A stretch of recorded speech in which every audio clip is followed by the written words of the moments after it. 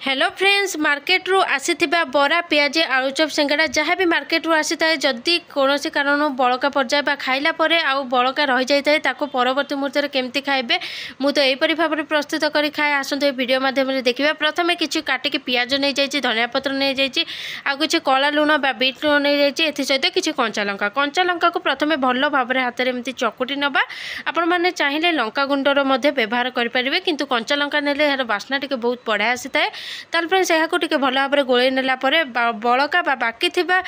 बरा को मुझे पकई नहीं आपण मैंने बरा पियाजी आलुचप सिंगड़ा सबू भी एमती पकई पारे।